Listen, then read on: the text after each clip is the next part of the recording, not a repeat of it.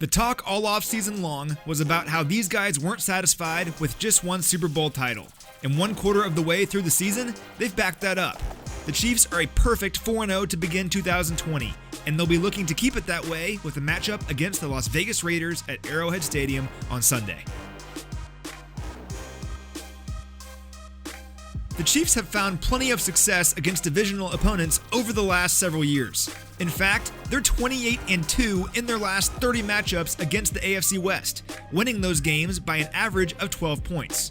That's by far the most victories for any team against their own division in that span, and 4 more than second place.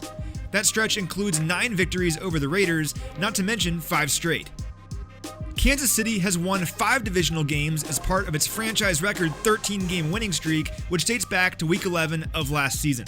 In that stretch, the Chiefs have fielded the top defense in the NFL, as this group is allowing a league-best 16.5 points per game while forcing 21 turnovers, the second most in football. The Chiefs tallied 4 takeaways last week, and they'll be looking for more on Sunday. Speaking of that 13-game winning streak, Kansas City is also scoring the second most points in the NFL during that span. Quarterback Patrick Mahomes is obviously a big part of that, as he's thrown a touchdown in 14 straight games, the longest active streak in the league. Mahomes is 4-0 with 11 touchdown passes and just 1 interception in his career against the Raiders, and get this, no player has more passes of 25 or more yards against a single opponent since 2018 than Mahomes does against the Raiders with 16. That's actually part of a larger trend for this Kansas City offense against the Raiders. Since Andy Reid arrived in Kansas City way back in 2013, the Chiefs have racked up 41 big passing plays, the most for any team against a single opponent in that span. Additionally, the Chiefs' 55 touchdowns against the Raiders since 2013 are the most by any team against a single opponent in the NFL during that stretch. The Raiders' defense has struggled this season, allowing an average of 30 points per game, and the Chiefs will aim to add to those totals with Sunday's matchup. On the other side of the ball, Raiders quarterback Derek Carr is off to a solid start this year with 8 touchdown passes and no interceptions.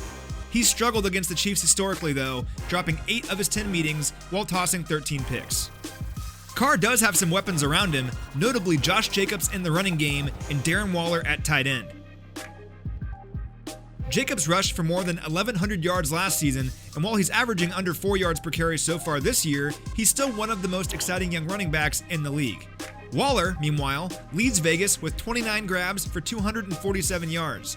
He has as many catches as the Raiders' second and third pass catchers do combined in terms of receptions, so expect Carr to look Waller's way often in Sunday's game. In fact, his 40 targets this season rank 5th in the NFL. It's officially Raider Week in Chiefs Kingdom, and as these 2 charter AFL franchises go at it on Sunday, the Chiefs have a shot at continuing their dominance over the AFC West while seeking a 14th straight victory.